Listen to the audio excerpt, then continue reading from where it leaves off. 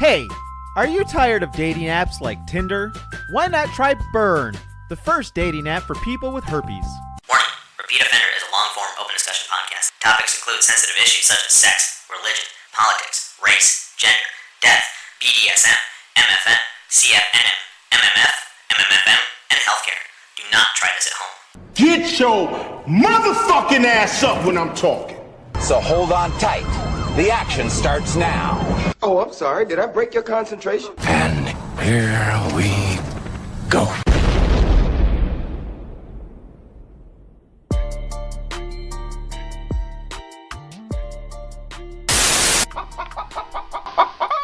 So the reason I'm calling this episode is Sobriety for Quitters is because this is a fucking milestone right here, man. Ask me what it is. What is it? Good looking question. This is the first episode of the Repeat Offender podcast that I have done sober. So, yeah. No weed, no alcohol. I didn't even take a Nexium today. So, I'm fucking straight. I'm straight edge. Yeah, I'm not sure how that's going to work for you. Well, it's going to be funny because then you'll be able to go through the past 14 episodes and be like, wow, drugs and alcohol really make him funnier. Yeah, I could see how one could come to that conclusion. So, why are you sober? Well, because I have to take a drug test, and I have to get a job, and I have to. The only fucking way that a loser like me can make any money in this world is by taking jobs that require the employer to know exactly what's in your body. Yeah, so like the other 99% of the country as well. Like, I can't be one of those lucky fuckers that works on a bank, or like I'm a stockbroker, or like I'm a day trader, or I do something where nobody gives a shit what's inside me. You could have been president. Well, at this point, anybody can now. Yeah, I don't think president or politicians in general, I don't think they drug test. I mean, I assume most people have shit in their system, but it's just that's an irrelevant thing of what you have in your system. All I know is it's making me irritable, I can't eat, and I can only maintain an erection for at least 13 minutes. Yeah. I don't know. Never thought about it that way. Well, it's weird because, you know, there's that debate between smokers and non-smokers about weed being, like, addictive. And then addictive is a very subjective word. And for all those out there who don't know, I'm going to explain it to you. So, I was a heavy smoker. Like, I couldn't even tell how many times a day I would hit the bong or the pen or whatever. Just because I like to stay high, till I die, I. And when you stop smoking, you start feeling things like emotions and sadness and the things that you were smoking to avoid. And all of a sudden the day seems a lot fucking longer, and 1 minute just drags on. And if you're not fucking having sex or pounding a beer, it's hell. But that only lasts for a couple days. And then you come to terms with the fact that you've had to join the sober ranks again. Shit. But I don't really think I don't think there's anything to sobriety. I don't think there's anything like because people wield that shit like a weapon, and it's like congratulations on fucking up drugs and alcohol so bad that you could no longer use drugs and alcohol. Like, cool. The rest of us, like, there's people like me that, like, the only way that I can support my family is if I don't do that. But I guess it is what it is. What's going to happen, though, and I mean this, is I'm going to get a job, a safety-related job that requires FMCSA DOT testing, and fucking Trump trying to gain points in the election is going to fucking decriminalize weed. And I'm going to go on a fucking shooting spree at that point. I don't think he's going to do that. I think nothing. I don't think there's any rhyme or reason to anything in Washington on both sides. I think people are just going to do stuff what's going to make somebody look at them favorably that day. No, see, to me, that would make too much sense. Okay, to me, it would make sense for the president, the Republicans, to legalize, to take the strength out of the Democratic movement that they're pushing for. But to me, I don't think Trump wants to be there a second term. I think he wants to legitimately slide out. I think he wants to slide out. I think he's done what he wants to do now. He's proved to people that he could have done it, and he did it, and I think he's done with it. I don't know, man. He's raised a lot of money up to this point. Yeah, maybe. Well, I don't know. Then again, he might be feeling all pumped up as leader of the free world. You know what I mean? Well, here's the thing: is like, and I'm doing this to show you that I can talk about that fuckhole without yelling. I mean, you got to give credit where credit's due by any and all machinations up to this point, where we have a good, strong economy. Now that could be predicated on some things like flash in the pan type things, like historically, a Republican does a tax cut, things go well for a while, and then that bill comes in. You know what I mean? Yeah, I don't know if it's flash in the pan. I think it's just cycles, man. Our economy's been, cycle in, cycle out. I think. I think as long as we have the tax code the way it's set up, our economy is never going to level out and maintain. It's boom and bust cycle. That's what they do. They build shit up, way up, way up, way up, way up on imaginary shit. Then it crashes, and then they buy low and they sell high, and the cycle repeats itself. Well, here's my theory about the good economy, and I always I'm trying to introduce people into this. I think it's the cannabis industry. Because if you look at like Indeed, right? Indeed.com, they have they post cannabis jobs. In any state that has any kind of law, most likely has cannabis jobs posted. And states that have recreational laws are hiring people by the thousands. Yeah. And not to mention the millions of dollars it's bringing in per quarter. Yeah. You know what I mean? So it's a brand new industry where it's legitimizing jobs. It has to be a factor. It has to be a factor. But that's why I can't understand why we're not speaking about the shit and on like a level playing field. And nobody, and I've said that 1,000 times, nobody in America agrees on shit to the level of anything over 60%. And yet here we are continuously. Every poll is increasing, but our elected leaders are still not acting. But they're making backdoor deals. These multinational companies are already fucking coming together. And for some reason, Washington's still dragging their feet. Why? And to me, it's the last breath they're holding on to police for profit. You know what I mean? They're still trying to seize the last little bit of shit they can. They're trying to find a new avenue to keep all these the industrialized prison model alive. You know what I mean? Well, so the weird thing about I think more and more people are coming to terms with cannabis. The issue being is that the police out there who, like drug squads and stuff, who have made fucking careers off something as simple as weed, are now looking at their bread and butter, and they're going to actually have to go out there and fight real crime. So like small towns where there's no murders or rapes and stuff like that, and the cops are usually just busting fucking kids drinking underage and people with weed, they're going to have to reconfigure their whole lives.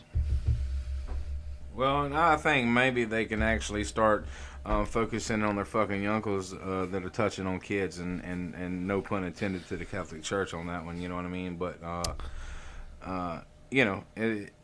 it's a numbers game, and that's what they do. They want to criminalize every motherfucking thing. Fuck them. Like I'm so burnt out on the police model. You know what I mean? Like I believe in a civilized society, but at this point, I'm losing interest in it. You know what I mean? Yeah, I at this point, 37 years old, about to be 38, I can honestly and earnestly say that I have not really found a use for cops up to this point. Now, not to say that other people haven't, but it's like sushi. It may be part of your life. I don't need it. I follow the Hunter S. Thompson dictum where he says, never under any circumstances call 911.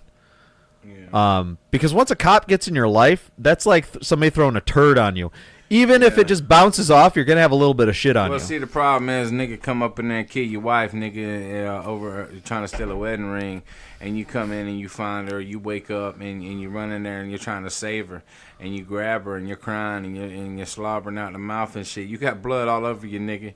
The police show up, you call them, they come in, whatever the case may be, nigga. They sending you up the road, nigga. You suspect number one. You know what I mean? Yes, they ain't even looking at the tweaker that's down the road selling the motherfucking wedding ring at the pawn shop. That they don't even look down that avenue. They just see you covered in blood, and then some fucking sister-in-law or mama-in-law or some shit say they was arguing about a mortgage payment 6 years ago, and the bitch left dishes in the sink, and he don't like dirty dishes, so he must have killed her. And next thing you know, your bus turns over in a train accident, and you escape, and you spent like the next 90 days looking for the one-armed man. Yeah. You know what sucks about that, too? You brought up a good point, and I always think about this. I think about my relationship with people and how they view me, and I don't think I want a lot of people out there as plaintiffs, because it's stuff that like they would have brushed off, but then when a cop's sitting there and then they equate it and they draw these parallels, they'll be like, you know what? Sean was kind of an angry guy. I could see him stabbing somebody in the fucking face 46 times. No, you want me to tell you what the problem is for me? The problem is that I'm so goddamn vocal on the social makeup of what I view as a traditional household, and you know I've made a a life basically out of just telling people to suck a motherfucking dick, man, and I think that would not level out well for me in a trial. I think it'd be like like it is for these rappers when they play these songs in court, like right here, this is where he was talking about doing it. No, nigga, it was just life. You know what I'm saying?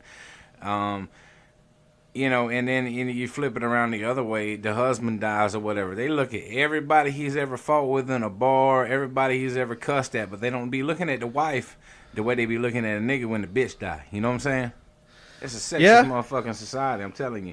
Like, y'all niggas that gave the bitches the hand up. You know what I'm saying? Y'all created this child support monster. You know what I'm saying? You got niggas paying child support for kids that ain't even his. You know what I'm saying? Shit come back on DNA and the judge like, you still paying for it.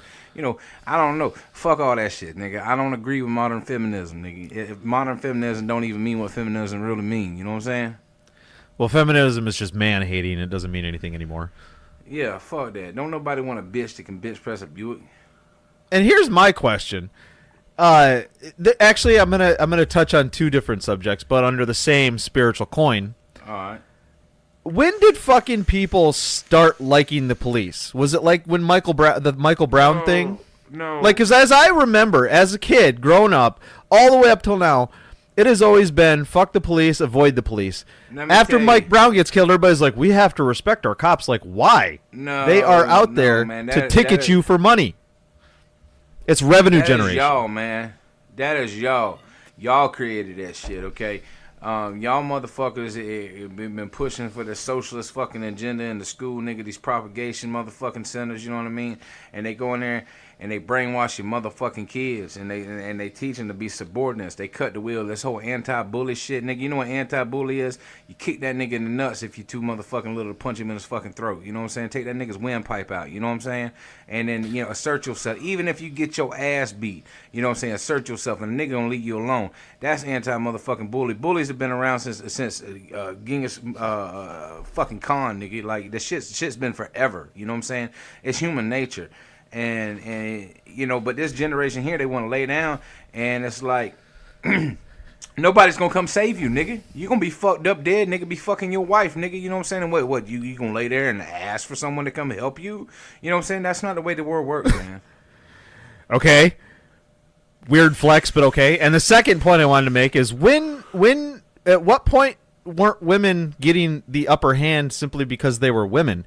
As from elementary school, girls always got better treatment, probably because the teacher was fucking them. In clubs, girls get their drinks paid for. Like, if you go down south, everybody's like, "Don't hit a woman."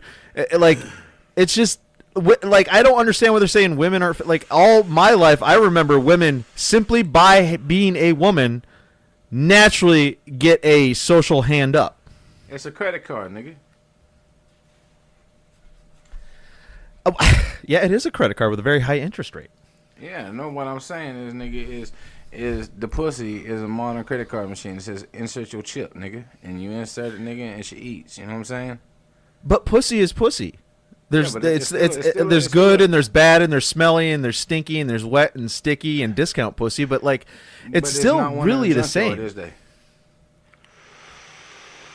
It's weird. Like from the 90s until the late 2000s. Well, I guess even now, like hip hop culture has been predicated solely on two things: getting the bag and getting the pussy. So it's like, yeah, like pussy's fine, but it's like, have you ever not had to work and still draw an income. That to me is better than pussy. Yeah, I'm just saying, man. Like, I'm not a woman hater, but you know what I'm saying? Fuck a bitch, you know what I mean?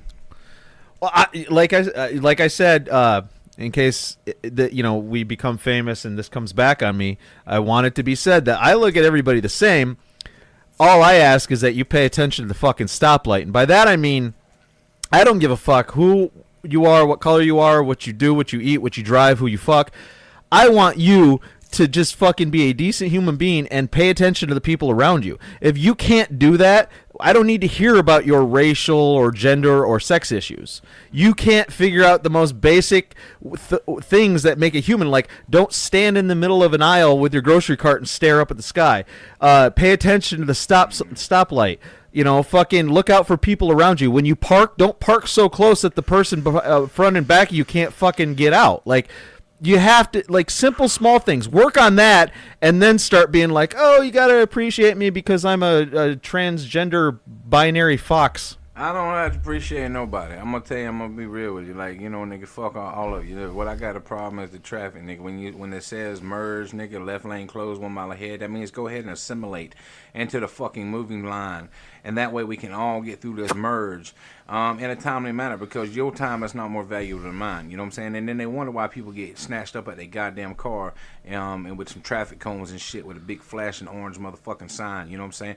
Like, when a nigga put his shit in park, nigga, at a merge, and they beat the living fuck out of you, you gonna realize that after 6 days of driving the same shit, you knew that this merge was coming, but for some reason you felt like you needed to get home 5 minutes more than me, because you stopped at the store, nigga, and bought you a fucking a goddamn beer because you couldn't wait to get home to your own goddamn refrigerator. Fuck you, piece of shit. Have you ever driven 15 to Vegas? Yeah. So you know how it's down to fucking 2 lanes, right? And if it's like the summer or something and it's super busy, you got that motherfucker that'll like go in front of you just to be right in front of you, but you're going the same speed, and it's like, cool, you're gonna get to Vegas 2 seconds faster than me. Yeah. I just be chilling on my nigga. Like, I don't even give a fuck. Like, fuck all these people. That's how I feel about it. Like, I love humans, man. And but at the same time, like, I don't have to like you. I don't need to like you. And I mean, if you don't like me, then fuck you too. You know what I'm saying? Like, who gives a fuck? You know what I'm saying? Well, that's the thing. It's like, I don't really like people at all. I don't like anything about them. I think I'm changing. I used to call it the Jeffrey Dahmer theory, but because in honor of the Netflix show, I'm gonna call it the Ted Bundy theory. And it's basically like, yeah, everybody says they're a good person. Everybody tries to say they're a good, decent person. Everybody says, yeah, that person's a good person.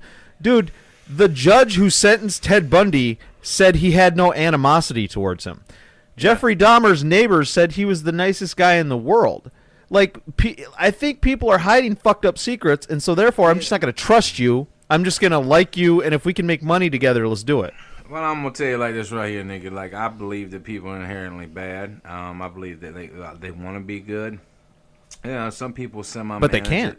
But here's the problem, right? And this is like our podcast, right? So I try to be as transparent as I can as a human, right?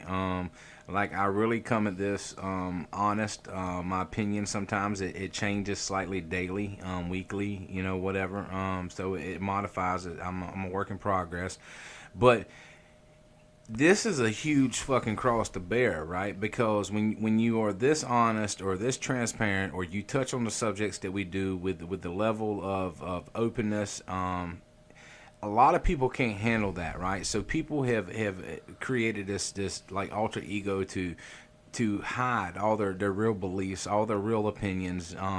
They punch the time clock. They're like this model citizen, but really they're not. You know what I'm saying? They're the Ted Bundys, the Jeffrey Dahmers. They're the people that you were talking about. You know what I mean? Because they don't know how to assert themselves in their daily life. So they don't even know how to be honest with their spouses, their friends, much less themselves.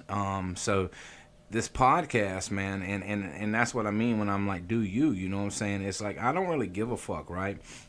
I do. I try to be a good human, you know what I mean? But when you're this open with thoughts, with opinions, with life experiences, it's also extremely vulnerable, you know what I'm saying? Because people that know you, that are in your life, people that you meet, a lot of people don't know how to take the shit that we're talking about, the shit that we're discussing, the way we're hammering it out, like, completely fucking exposed, nigga. You know what I'm saying? Like, people strive their whole life to reach a level of honesty, and you see people when they get late 60s, early 70s, they quit really giving a fuck what people think. You know what I'm saying? But I think, like, I called onto this shit like 3 decades early, and that's how we're able to do the podcast. Well, what's crazy is people always like to say, like, oh, I don't give a fuck what people think. And it's like, well, yeah, you do, because, trust me, if you really didn't give a fuck what people think, it's not a safe place to be. People always say that, but it's like, no, trust me. When you don't give a fuck what people think, you push people away. People don't like you. People avoid you. And it's fine, because it's like that's what keeps people away from me. But it's not a badge, really. To not give a fuck is like it's the end result of just a lot of things that come together. And for me, it was like, like I touched upon, what happened. The guy I worked for and stuff fucked me over, and it's like that was kind of the last straw for me. So now it's like I really don't give a shit, and all I'm going to do is just kind of be brutally honest as I can with people, and not pine over things and just kind of move on. And if that requires me fucking bringing the hammer down on somebody else just to fucking see their name in the paper, then so be it. Yeah, I guess sometimes you gotta bust a nigga head, I guess, you know what I mean?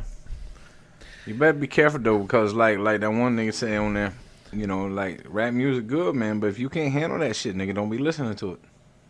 Well, the way I look at it is like if you're running off on the plug twice, it's just the same as fucking calling the DEA on somebody. Yeah, I don't know, but no, 'cause when you run off on the plug, you like, nigga, I don't see you. You know what I'm saying? Like, nigga, how you gonna be the plug, nigga, and be so soft, nigga, I can run off on you twice, nigga. You know what I'm saying?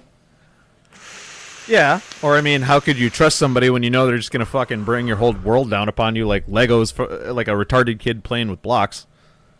Yeah, fuck some of them niggas, man. I don't know, you know what I mean? Like, I just be chilling though, you know what I'm saying? And that's what I'm saying, man. I be doing me, you know what I mean? And then a lot of people can't handle that. A lot of people don't know how to take that. I think there's a lot of people that aspire and they want to be like that, but it's a scary place for niggas to be at, man. You know what I'm saying? To put all your shit out there and to have yourself that exposed. But, I mean, obviously there's still aspects of my life, you know what I'm saying? I play close to chess, you know what I'm saying? But, I mean, when you sell dicks out the back of the motherfucking truck, nigga, you being savage anyway.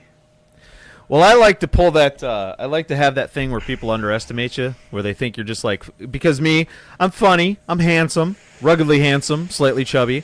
So people think I'm kind of innocent. They're like, he's harmless. You know what I mean? Yeah. Next thing you know, bad boys, what you gonna do? Yeah. Then Japanese that they come for you. Bitches got a fat fetish since way back, nigga. Because back in the day when niggas was evolving this shit. Bitches looked to niggas that was bigger because they know they was gonna eat. You know what I'm saying? Where the other niggas was starving off because they wasn't good hunters and shit, and they wasn't gathering enough. You know what I mean? I feel you, and that brings us to our next topic. I'm not a big fan of fake tits at all. Yeah. So if I'm watching porn, which I do a lot in my downtime, which I have a lot of, so I watch a lot of porn. It's probably why I can't hold down a job. Yeah. A lot of porn. If I so what I like, okay, so I'll give you my porn setup. I like to put 3 or 4 windows open, or pages depending on my phone or the computer. I like to have a couple different ones up at one time so I can scroll through them. You know what I mean? Like, oh, the old dude fucking the young co-ed, or the guy watching his fucking wife get railed by a 19-inch mag light, or something of that effect. I like to switch it up because I'm so fucked up in the head that when I jerk off, it's like ADHD. It switches. It's like, yeah, fat chicks. No, big tits. No, mature. No, tattooed midgets. Well, the problem, I think the problem is that when you're gunning or whatever, maybe like if you're watching porn, maybe the money shot or whatever is already lapsed. So you got to have something else ready to go so you don't, lose your train of thought. Oh, I don't lose my train of thought, dude. Dude, bro, I'm so good at jerking off that I couldn't come until my mom burst in the door and caught me. Yeah, that's savage, nigga. Yeah. Did I stop? Fuck no. I could keep going if I was bleeding from the neck. Money shot, nigga.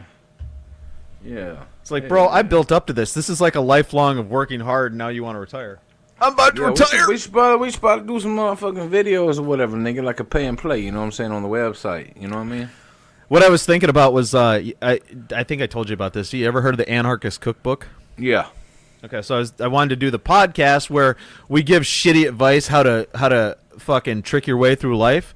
Like a good example, I got a good example. Say you have a bank account, right? Yeah. Say you're one of those rich people, and you got a bank account, and then you get an overdraft fee. All you got to do is you go in or you call and you talk to the manager. You give them a sob story about how you're a single parent and that money you were actually going to use to pay your kids' school lunch, and that way they'll reverse the fee every time. You got to see, basically people are always going to tell you no.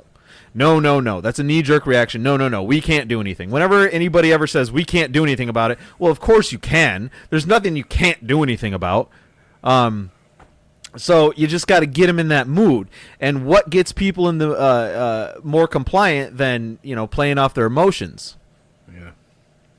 And that's what you got to do, because you know what? Then I saved that $35. Now I can go get some wine or something. People like to be heroes too. You know what I'm saying? People like to be heroes. Like if you're a bank, you don't need to be charging anybody an overdraft fee. Yeah, $35, man. That's a lot of money. Them niggas hit me for so many goddamn fees. I paid like $1,200 in 1 year just to Wells Fargo. Yeah.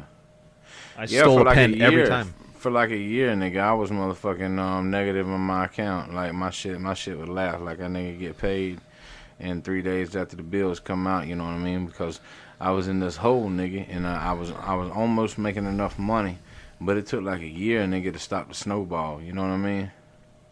Poverty's a bitch, nigga. You know what I'm saying? Poverty's a bitch, and they wonder why niggas sell drugs and shit. You know what I'm saying? Why niggas commit crime? 99% of crime, nigga, is not real crime. It's desperation created circumstances that make a nigga get out here and hustle and flip things and do things that you wouldn't normally do because niggas want to obtain life. You know what I mean? Then you got the 1% of shit that's like rape, murder, molestation, real crime that the police don't even know how to fucking investigate, you know what I'm saying? Because they out here sitting on the highway trying to catch a nigga for going 3 miles an hour over the fucking speed limit because the goddamn state's motherfucking bankrupt and they can't even fix potholes.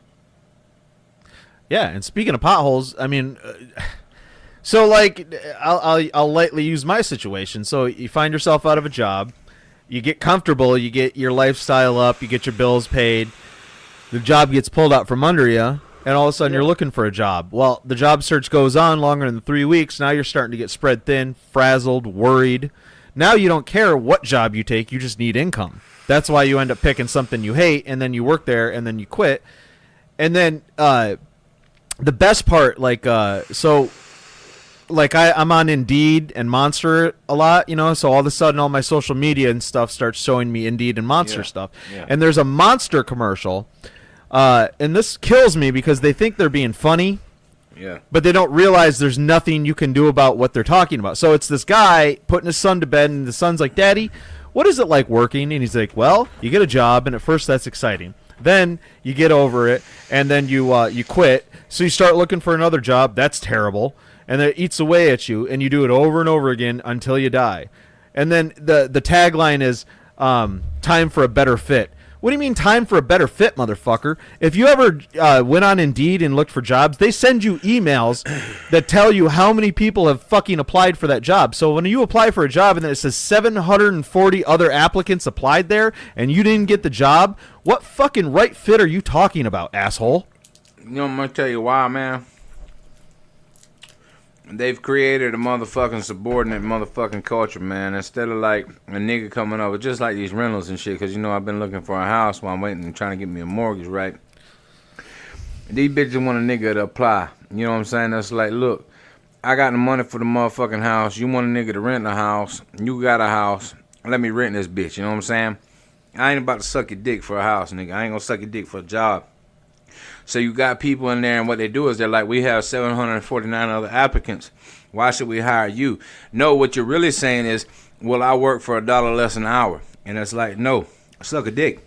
Go ahead and you waste all your man hours and human resource time trying to interview another 749 motherfuckers when we could go ahead and sew this bitch up, nigga, and get eaten. You know what I'm saying? So fuck you. No, I'm not getting on that train. You know what I mean? A lot of niggas have forgotten how to interview at a job.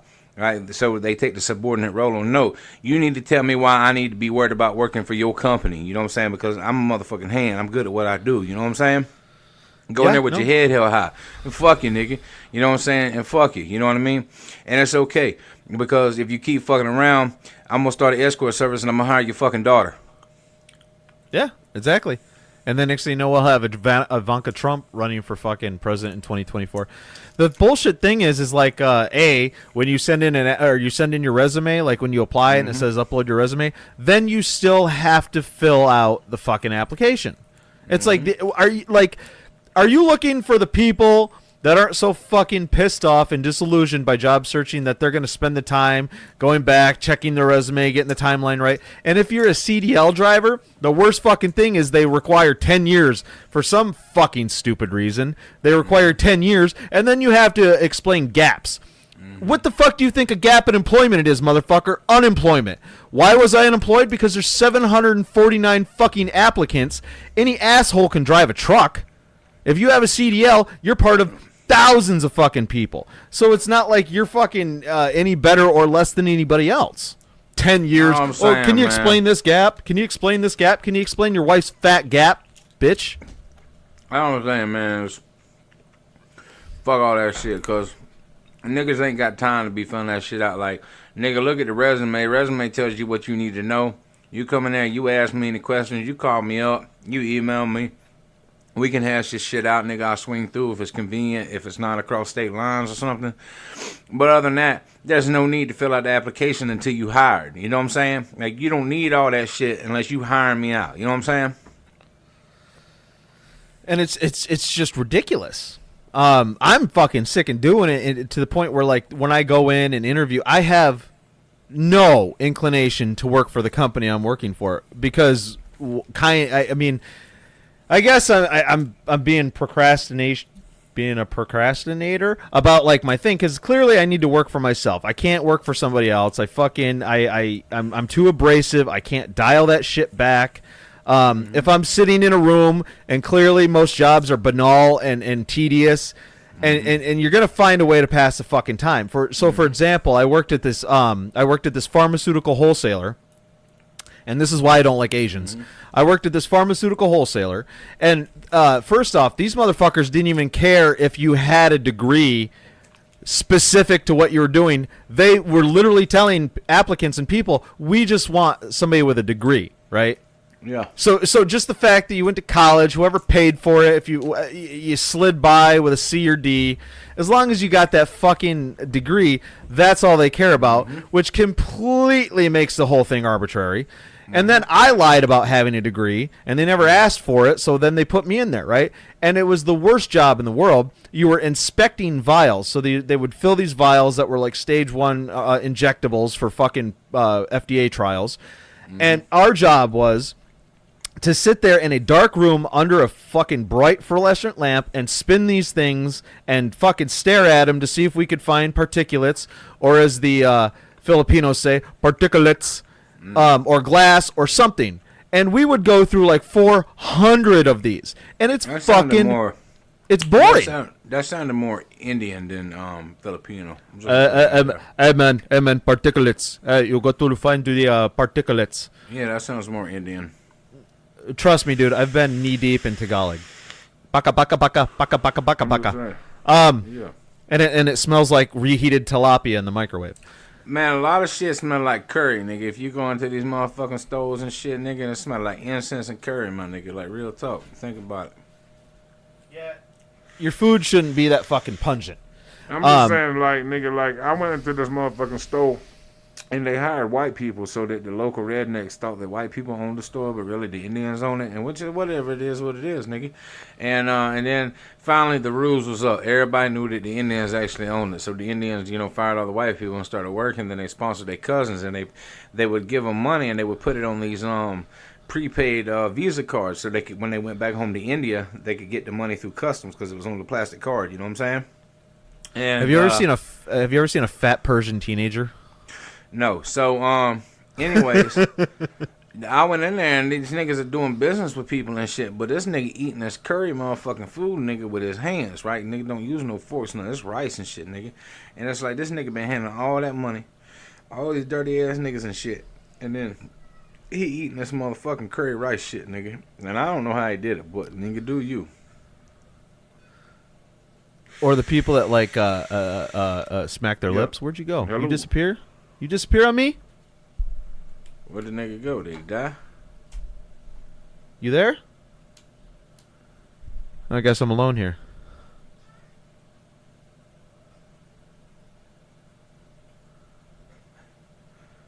I had to presume they disconnected.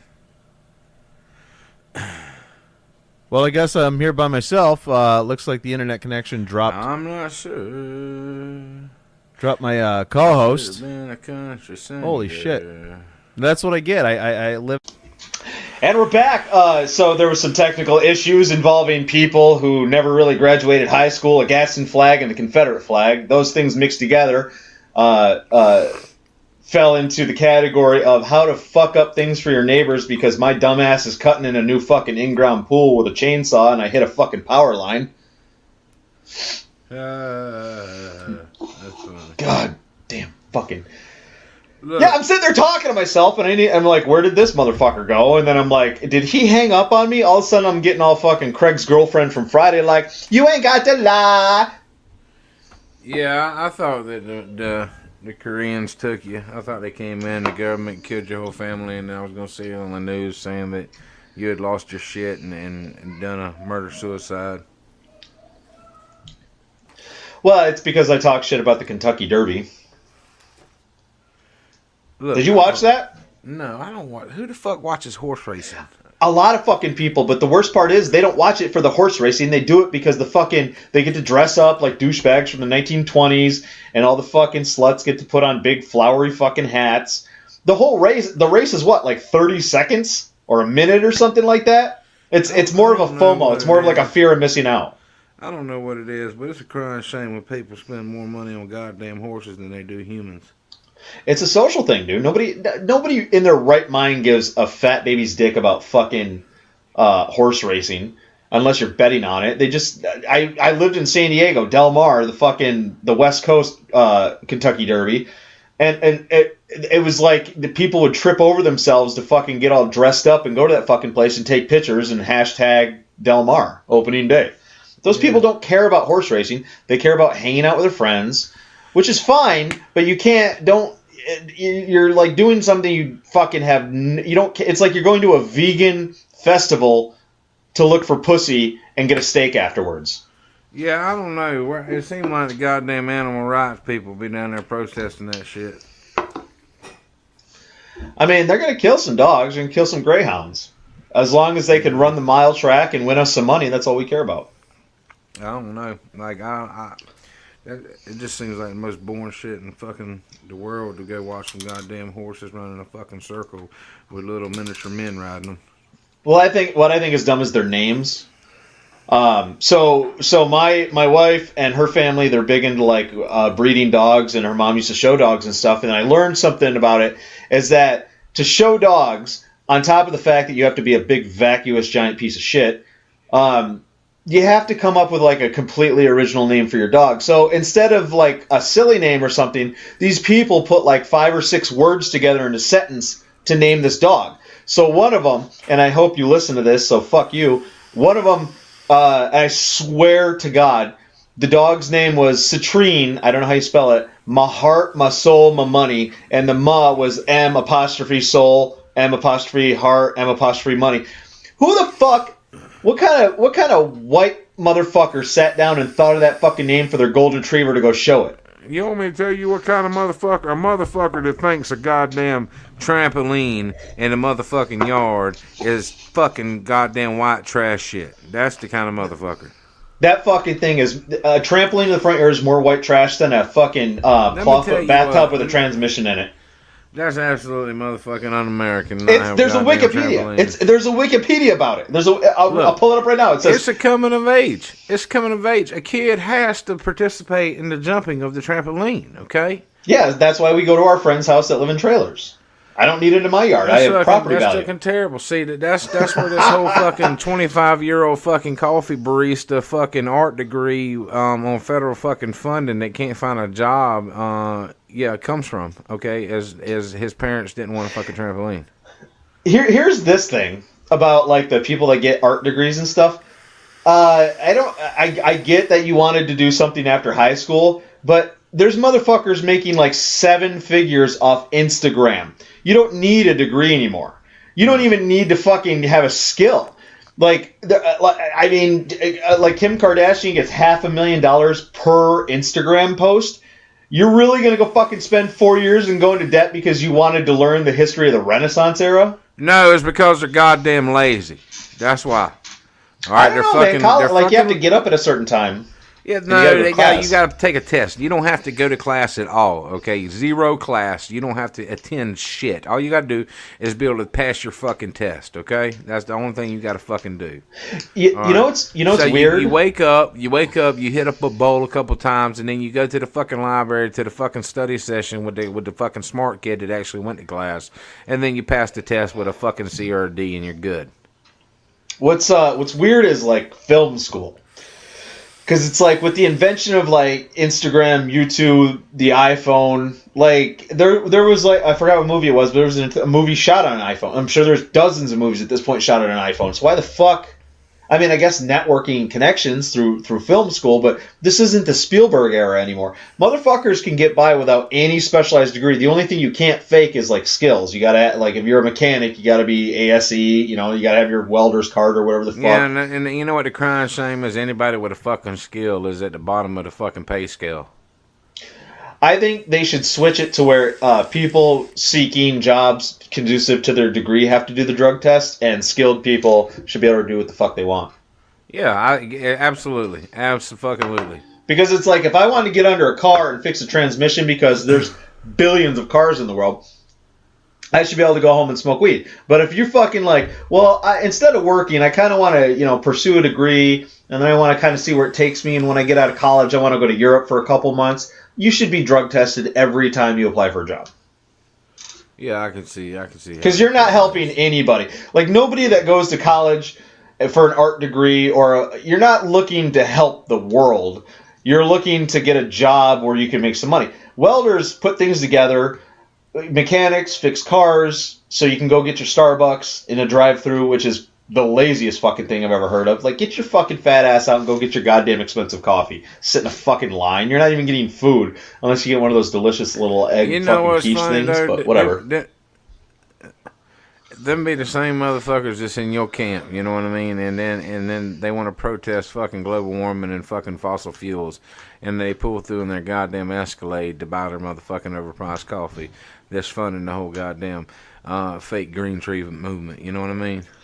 I feel stupid at a Starbucks. I've only gone like twice in my life, and that was for other people to get. And I'm standing there feeling like a complete retard. And it's just like, you get up there and it's like, there's no coffee. It's like, what the fuck is the difference between a Frappuccino and a Mochaccino? Like, fuck off. Can I just get something with caffeine so I can feel like life is worth living for a couple hours? Well, I like their fucking, I like their dark beans. You know what I mean? I like their caramel macchiato. a lot of these fucking coffee places, they don't dark roast the beans up good. So that's the only thing to me that Starbucks really has going for them. Other than that, they're a bunch of fucking middle-aged fucking babies. You know what I mean? It surprises me they even know how to wipe their own fucking ass. Starbucks ain't got nothing going on. You know. You see like a Starbucks drive-thru, you see like 9 people in line, and it's just like, what would happen if a fucking, like, just an army of interdimensional globalist elite Democrat child molesters descended upon the earth and tried to fucking stab everybody? Now you're sitting there fucking fourth person in line waiting for your goddamn soy milk white macchiato. You know what's funny, them goddamn fucking dick-sucking ass fucking retarded ass white people, is most of them have probably swiped so many goddamn coffees on their credit card that if you went and looked at their motherfucking statement, they'd probably have $14,000 or $15,000 worth of coffees rolling interest. Well, I just don't get. Like, I just want black coffee, touch fuck creamer in there, so I can get the caffeine. So that brings me to another point. When did people stop wanting the effects of like mood enhancing things? So it's like coffee is not 100% the idea of coffee, the caffeine to make you feel motivated. Is 100%. I think what you're confusing is cocaine, but I get what you're saying. No, but like and it goes to beer. The caffeine is the socially acceptable version of cocaine. All right, well, I'm just saying. Then it goes to beer. Coke. People then it goes to beer. Forever. Is beer not to get a buzz, or else you would drink something that's non-alcoholic? No, do you not drink beer to get a buzz? It for the flavor. I thought it was for the flavor. And then you got weed. Then you got fucking weed.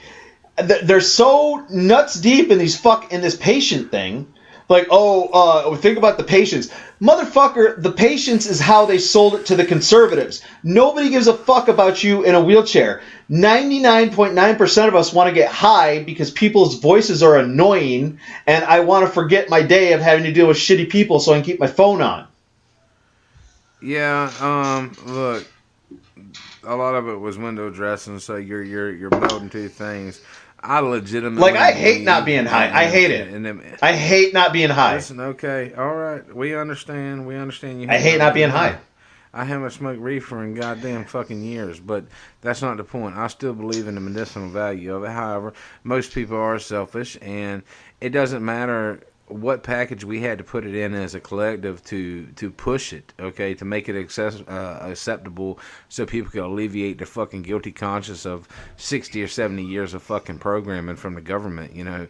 But what do you expect? I mean, you know, the leftist fucking propagandists, fucking Uncle Daddy needed fucking, we're going to include everybody, so we're going to make a rule about everything and keep it all illegal as the same as the fucking Republicans, you know what I mean? But people have to. Or you could be like Speaker of the House John Boehner, a Republican who opposed legalization every chance he got, and as soon as he got out of office, he threw $20 million into the fucking cannabis industry. He opposed it because that's what was fucking feeding him. Don't you understand that people's But morals, it's still disingenuous. People's morals are in line with their pocketbook. That's what it boils down to. Is morals are bought and paid for. Well, it's like those people. You always hear that one story where it's like, my son smoked weed and then 6 months later he wanted to kill himself. Well, it's like, lady, I hate to tell you, your son wanted to kill himself long before weed was ever introduced in his fucking life. So you know what's even funnier than that is the kratom debate. Now let me tell you, I don't give a fuck. Up here they call it kratom. Okay, so the kratom, right? So they're like they're pushing this big overdose and this death thing, and the kratom was in the system. Well, look, most people are taking kratom to help curb their fucking the relapse issue on heroin. Okay, so if they died of an overdose of the heroin or the pain pills or whatever it is they were fucking on, the kratom was not responsible for the fucking OD. It was obviously in their system because the motherfucker was trying to fight his goddamn addiction to opiates. You know what I'm saying? So, you know, for all these dumbass motherfucking Bible thumping fucking misinformed cocksuckers, the kratom was actually a fucking tool to help a motherfucker that was struggling with something greater than you'd probably ever fucking understand. You fake living motherfucker. How dare you say that to me? Here's the thing is, so like because of what I've been doing for 2 years, I met a lot of vendors, a lot of growers, a lot of cultivators, a lot of dispensary owners, and a lot of money men.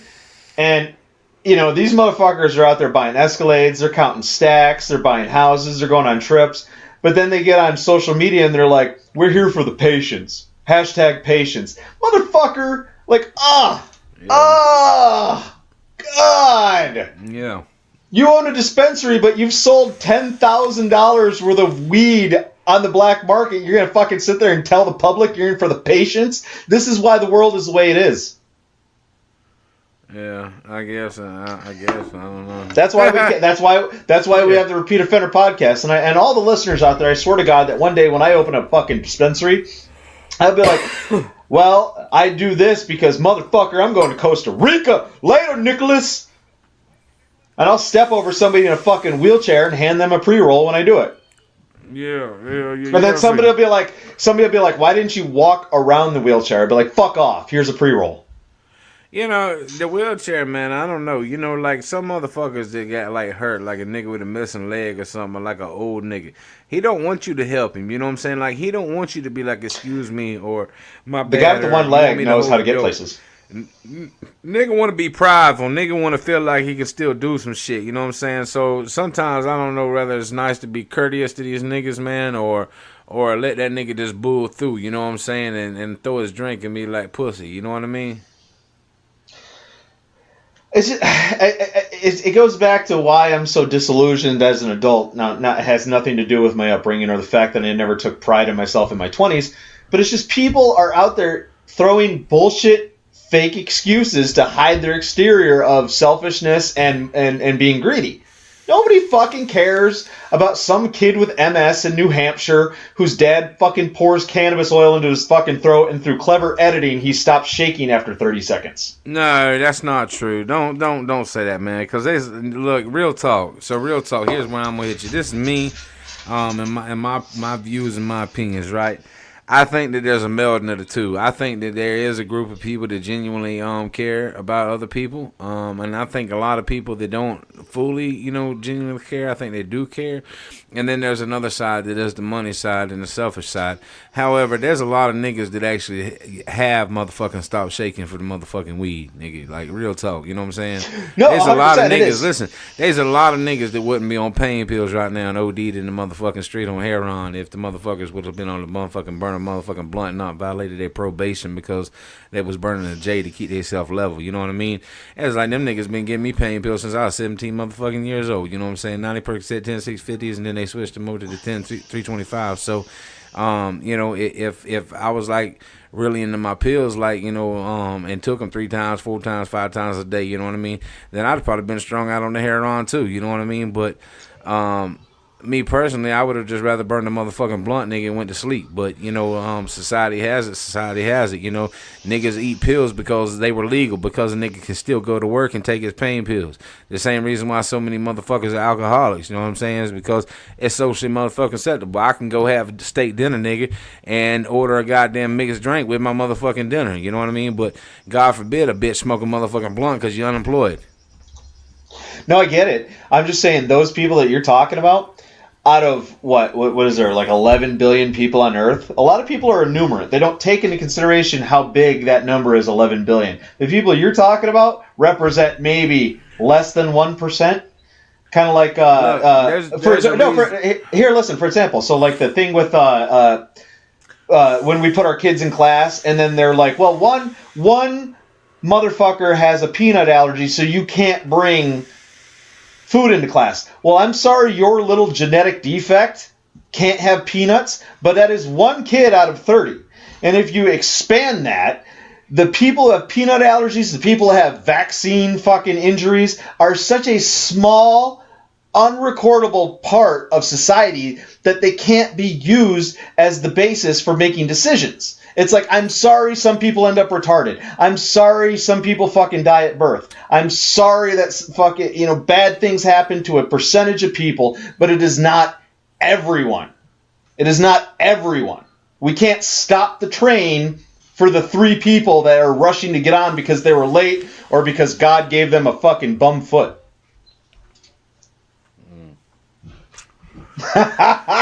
Repeat Offender Podcast, shout out.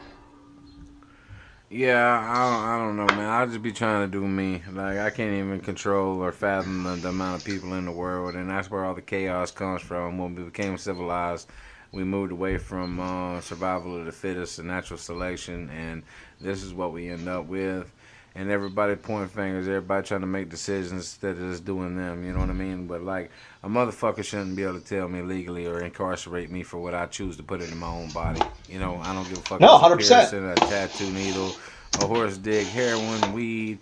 It don't matter. Like, if you paying me to come to work, cool. I come to work and I can abide by your policies while you paying me. But if you ain't paying me at home, it's none of your fucking business what I do. Right. But the scary thing is, inverse of what I said about a small percentage of fucking people that have genetic defects, a disturbingly large amount of people still believe old myths about like drugs and weed, and they're holding on to that shit so tightly that even after fucking it becomes federally decriminalized, there's still going to be those retarded piece of shit, lowbrow, knuckle dragging motherfuckers that will not let go of their old fucking archaic way of thinking. Well, I don't want no potheads, says the guy who fucking reeks of rum and coke at 6 a.m. Yeah, because they don't understand. Because they see their world from their ethnocentric point of view. They're like, well, I don't want no potheads. And it's like, motherfucker, everybody you deal with is high. And that's how they're nice to you. Mm-hmm. Like, everybody's like, would you like your doctor to be high? You know what? If it stopped his hands from shaking, of course I would. Yeah, I don't think you can't correlate a fucking an open heart surgeon in the middle of surgery and a nigga coming home from work with his feet up, being glad that he don't have to watch a fucking bullshit football game, nigga. This is not ancient Rome, nigga, and we're not watching gladiators. Straight the fuck up. I loved gladiators. Yeah, well, that's a little different than watching a fucking overpaid football player and then come back and trying to sue the NFL for concussions. Bitch, you played football. What you think was gonna happen? Hey, look at this. Pepsi. As we're doing this, I got an invitation from Pepsi to do a interview. Oh, that's fucking fire. That's hell yeah. All right, here on the Repeat Offender Podcast, this is apparently our last episode because I'm gonna work for PepsiCo. Hell yeah. It says I need to be able to lift 40 pounds of 2 liters. 40 pounds of 2 liters! Jesus Christ, what do they think this is? Ancient Rome? Yeah, I don't know. Like, I don't really like the concept of any of that. Like, buy a soda stream. I bought a soda stream the other night because I wanted sparkling water, and I didn't want to have to always go to the store. I wanted to back up. And Rachel been on me for like 2 years to buy one, so I bought one, and it's absolutely 100% overpriced. It should have been like $19.95, as seen on TV. Because really, set it and forget it. All it is a plastic fucking holder that holds a CO2 tank. You know what I mean? And I got to thinking, like, yeah. Like if I had a grow room and a CO2 bottle, I could have just stuck a hose in the fucking jar and bubbled the water myself. You know what I mean? Cannabis cola. Well, opposite of that, have you had an air fryer? Air fryers are fucking amazing. dude, I bought a fucking goddamn an air oven from the fucking thrift store from 1992. It was like the original OG shit. It was made in Ohio somewhere. But anyways, it was like $7, I think, and it was in a box. It was obviously some old persons that bought it on an impulse and then never used it. It was brand new.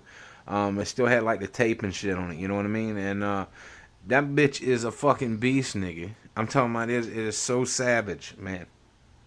Bro, I tell you what, like, you could throw some tater tots in this motherfucker, hit it on 20 minutes, you're gonna get some crispy ass tater tots, not like you can get from the fucking oven. But we got some other shit here. It's called a fucking deep fryer, nigga. You throw some lard in that bitch and you drop some tater tots in that motherfucker, and you will get some crispy shit in like 1 minute 45 seconds. First off, this isn't Big Mama's house. A lot of people don't use lard. Yeah, well, lard's actually good for you. I'm just gonna throw that out there. Obviously, you probably don't know that. You know, spending so much time in California and having a really strong wife that probably is absolutely against deep frying. But it's really beneficial. All I'm saying is she doesn't want me to eat that stuff.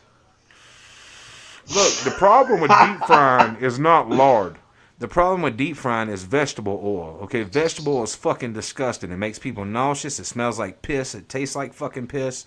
It's no fucking good. No one in their fucking in the creation of human history was supposed to consume that much fucking vegetable oil. You would have to eat like 100 bushels of fucking corn to get the amount of fucking corn oil that you would eat in 3 French fries with something fried in it. You know what I mean? It's fucking horrendous. Do you know how many bowls of total you would have to eat to equal? Or I don't know. I did that wrong. Yeah, you fucked it all up, nigga. It's not a Tootsie Pop commercial. Let's find out. 1, 2, 3. How many licks on a prison penis before it comes in your mouth? I mean, it depends. It depends on if they're a lifer. It depends on if they're short timer, what tier they're in. If they're black and they got a huge dick, it's gonna take a while for that shit to clear the pipes. Well, that's why I said lick. Because I figured, you know what I'm saying, entry level, you probably just flick the head of it. Well, like, you ever watch? So I watch a lot of porn. I think I made that clear.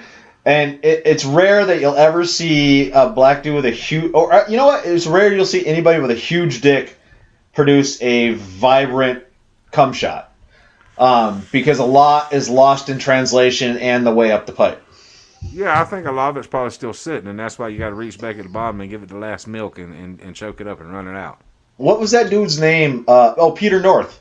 Peter North is that motherfucker that used to go, like, he'd skeet like 6 or 7 times, right? Big, thick, ropey fucking... I think that was Dirk Diggler or something on Boogie Nights. Now, hell no, Peter North, if you watch porn from like 1988 to present, at some point you've probably seen Peter North. I was never a big porn nigga. He was like a Casey Kasem looking motherfucker. I watched a lot of porn. Like every once in a while, nigga, look at some Tumblr type shit. I'm looking at porn right now. Some got shared, you know, but I wasn't a big porn nigga, you know what I mean? Like, I would be cool, like, shooting porn or going to one of them sex dungeons and watching and shit, but, like, I'm not really, like, a big porn nigga, you know what I mean? Oh, I love porn, dude. But you know what's worse? Like, so my wife always, she's like, let's watch some porn. And I don't know anybody knows this, but women cannot watch porn because women don't watch porn the same way guys watch porn. Women watch porn and they start judging everything on screen. So it's like you're watching it because you're like, 2 people are fucking. In my mind, that should plant the seed in your head to think about fucking, and that's good enough. But instead, a woman sitting there going, ew, what is she doing? Wait, no. Ew, why is she, ew, look at that. And then you're like, I'm going to shut off. They're like, no, I'll watch it. And then you're watching it, and all of a sudden you hear, ew, like fucking forget it. Maybe you're fucking up. Maybe you should put on like some female on female or some male on male. So you know there's a well, when I put on cuckold porn, that's usually when I get a best response. Yeah, I bet, absolutely. They're like, wow, look at that California muscular woman. Black guy just pouring the coal to that poor white girl. That sounds interesting. I could wear the horns of a cuckold. Yeah. I mean, I don't know. After 15 years in Cali, it do strange things to you. 14 years. I got out before I got before I got indoctrinated. Oh, the milking machine. Here, I'm about to pick up your phone. I'm about to send you something fucking amazing. You gonna send me something amazing? I got the phone.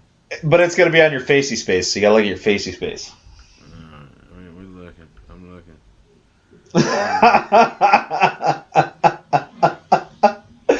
Oh, the 90s. DMX.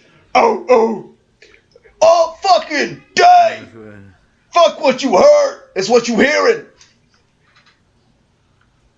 That was a good DMX right there, dude. Fucking white dude. Fucking Earl. His name is Earl. Bam, down, bang.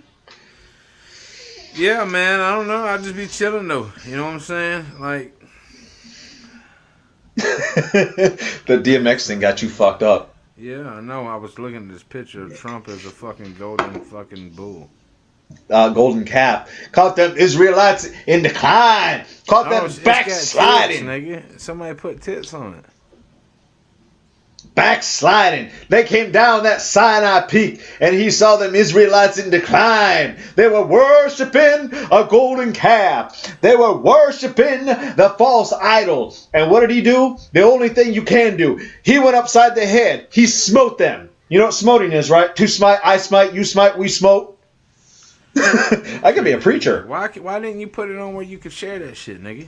I don't know, dude, because I swear a lot and put a lot of racist shit and I don't want to end up in... Man, that's why I don't be fucking with white people too much, man. Cause y'all niggas are so scary, man. Yeah, I gotta get a job, son. Yeah, I don't know. You know what's funny is one of the jobs asked for my like lit. Well, the fucking I applied for a job and they asked for like my website and like LinkedIn and it was like, yeah, you don't want any of that shit. No. And that's the thing too, is like don't like on top of the fact that it's none of your goddamn fucking business what's in my body. It's none of your goddamn fucking business what I say outside of your working hours. Yeah, I can concur with that, man. Niggas be trying to motherfucking like limit a bitch, you know, like they want to own niggas like slaves for real. They want some Matrix type shit, nigga. you know, them old 1980s style sci-fi motherfucking thriller movies and shit where the corporation owns the world and shit, my nigga. All you gotta do is look around you at all these fucking drones, nigga. It's the same shit. That's what's going on now. All these plugged in motherfuckers and shit. It sounds like you got an audience and shit, nigga. We're like we live broadcasting in this motherfucking stadium. Dude, I'm gonna build a big fucking audience, and then I'm gonna whatever job that I'm happen to be doing, and I don't give a shit about, and I'm gonna find ways to make money out of it. I can't wait till I can quit it and be like, hey, guess what? I'm an Instagram model now, bitch. Yeah, I need to be an Instagram model and shit, man. You know what we should do is we should start doing like we should start put on Speedos and start Instagram modeling. Dude, I'm telling you, that shit would take the fuck off.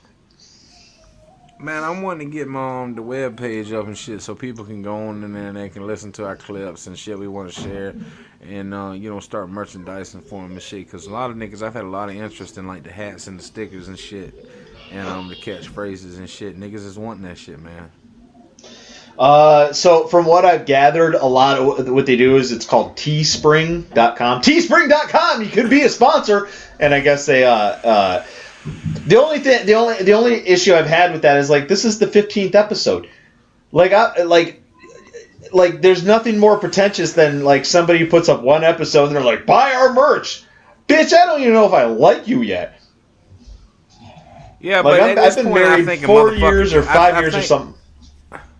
Listen, at this point right here, real talk, I think a motherfucker can see the natural goddamn stabilization of the Repeat Offender podcast and see our personalities and our views and our opinions and the kind of the mode that we seem to push to the world. You know what I mean? Like, motherfuckers, I don't think it really matters. Like, they love it or they hate it. They might a little of both depending on what day it is. You know what I mean? And you know, we're all inclusive, you know, which means we've probably consistently, repeatedly offended everybody at some point. You know what I'm saying? Even if they like 15th episode, I'm ready if we want to do merch and stuff. I think we should do like, you ever heard of Supreme?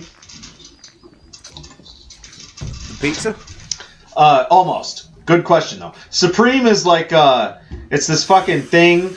It's like hipster clothing or a clothing line or something. And what they do.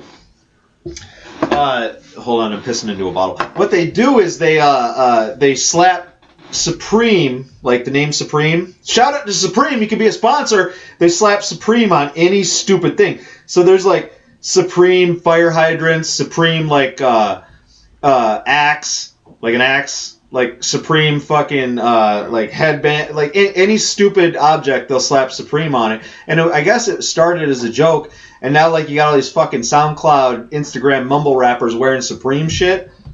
Yeah.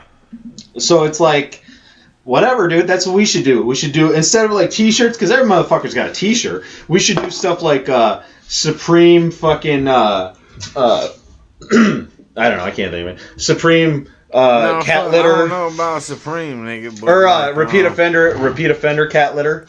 Yeah, it's going to be like repeat offender jock straps, nigga. And dong. Like, you got them glass dicks. Let's get some repeat offender fucking glass dicks. Oh, that's what I'm trying to tell you, nigga. That's what I've been saying since day one, man. You know what I'm saying? Like, ain't nothing gonna repeatedly offend that pussy like a glass dick. But we should do it to where it says repeat offender podcast inside, like how they blow the glass and then the fucking Yeah, I can see it. So, like, when you're looking at the ass plug inside the motherfucking cleaned out fucking sphincter or whatever, you can see the repeat offender logo in the ass. And since we're worldwide, because you saw that, we have Netherlands. We really are worldwide, nigga. Hey, what's that movie, Step Brothers? When they're like Prestige worldwide. We are. We got motherfuckers in the Netherlands. The Netherlands, they make those disgusting cookies in the fucking aluminum tin, right? We'll just fucking. I like the butter cookies. Nigga. The Denmark ones, those people are depressed. Probably dead. Yeah, and the blue tin. Yeah, nigga, I'll fuck some butter cookies up, nigga. Well, oh shit, I almost drank my own piss in this Modelo bottle. So if we had German fans, that would have went well. Hell yeah, you nothing like a bratwurst in your mouth. Fucking Germans, dude. Like, so I've been in the shower with my wife, and I was like, and I've suggested we pee on each other because she's obviously not going to bring it up. And then she's like, no, but it's like, no, but it's like I've already peed on you. We're in the shower. You know what I mean? Yeah. Which is fine. I guess you can always pee on her and she'll never know. But my whole thing is like I want you to pee on me and see if I like it. But then like I gotta get on my knees and she's gotta be at a weird angle and she's gotta do that little thing like doing a peace sign with her fingers. You know what I mean? Yeah. And it's like that. You know how hard that is to sell to anybody. But if I was German, if my girlfriend was Olga or Ingrid and shit, she'd be like, "Ha yes, das und schweißes Pee or urine or whatever it is." Or you could just piss in a cup and sling it on your face. Just piss in a fucking in one of those bottles they use to shampoo or rinse the kid's head off and throw it on her.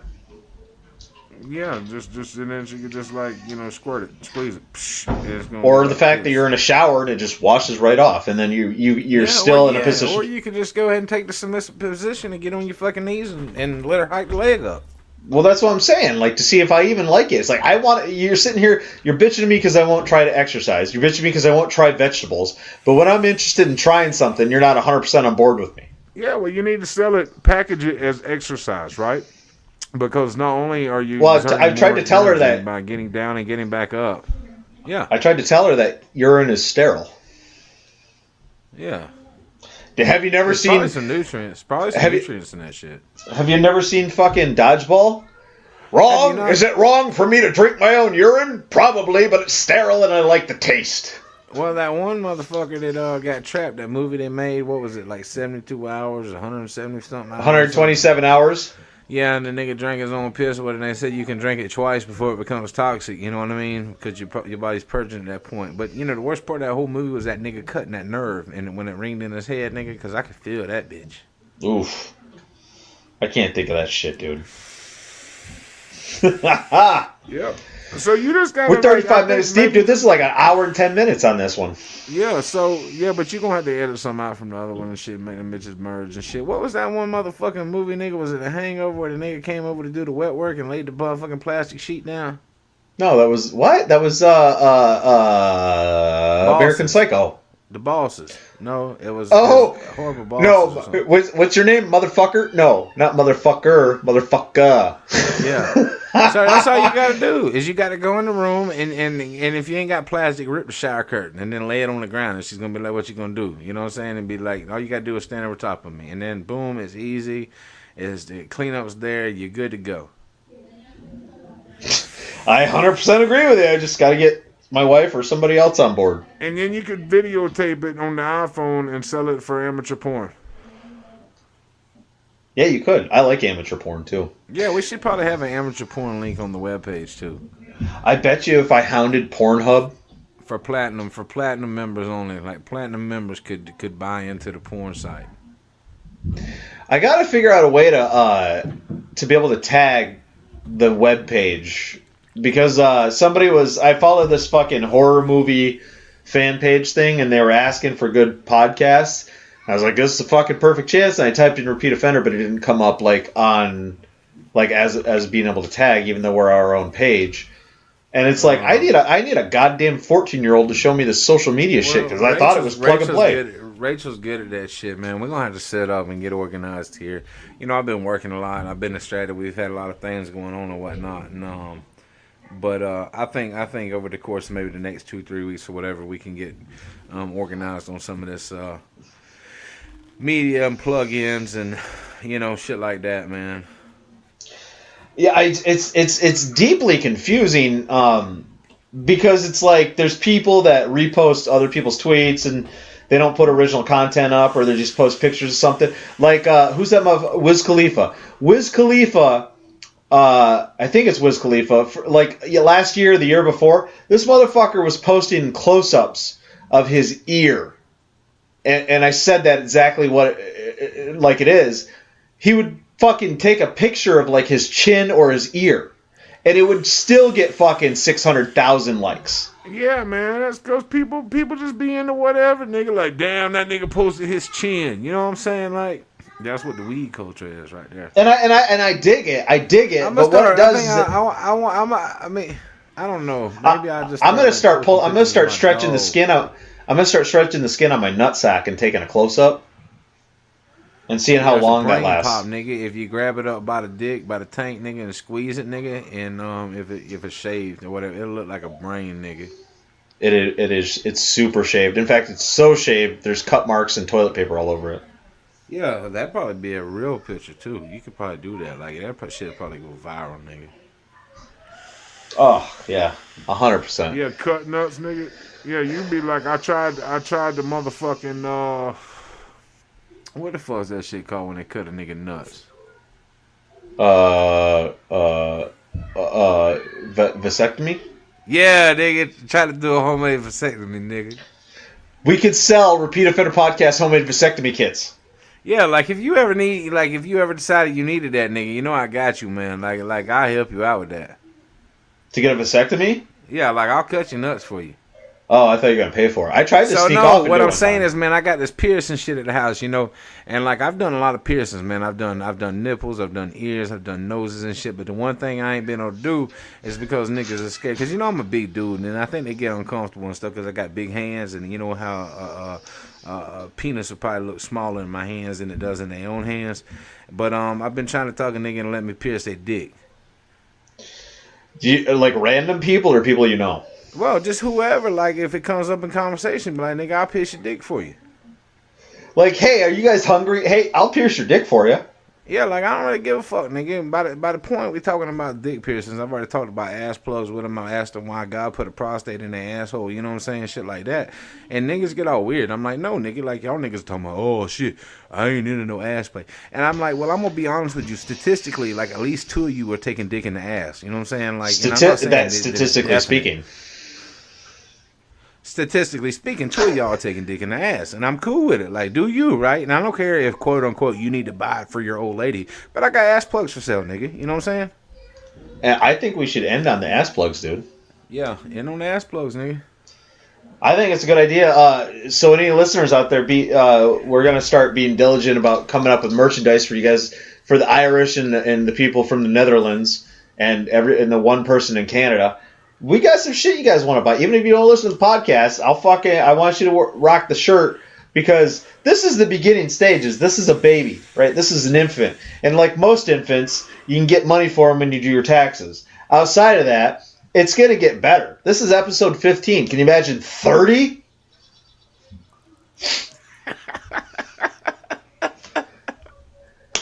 So sponsor shout out. Sponsors, we're actually going to do something different. We dropped our old sponsors, Lead Paint, Chernobyl Parks and Recreation. They decided to pull out, unlike my co-host. So we're actually going to start enticing sponsors. Teespring, if you want to get out there. Turning Point USA, Charlie Kirk, Ben Shapiro, Candace Owen, even though you gave up because you're an Aunt Tom. Anybody out there that wants to sponsor us, I will bring your fucking name up and say it with my shitty salesman voice. Stamps.com, I guess. They don't sponsor us, but every fucking podcast on earth that has more than 10,000 followers, Stamps.com's on. Walmart. I've stole a lot of deodorant from Walmart, so maybe they should give back. Yeah, I see. And there it is. Long episode. I hope you guys enjoyed it. Got some really good points from that. Remember, too, if your fucking child has a peanut allergy and he's the only one, that's nobody else's fault. On top of that, as always, God damn it, if you have the choice ever in life, never, ever go quietly. Peace.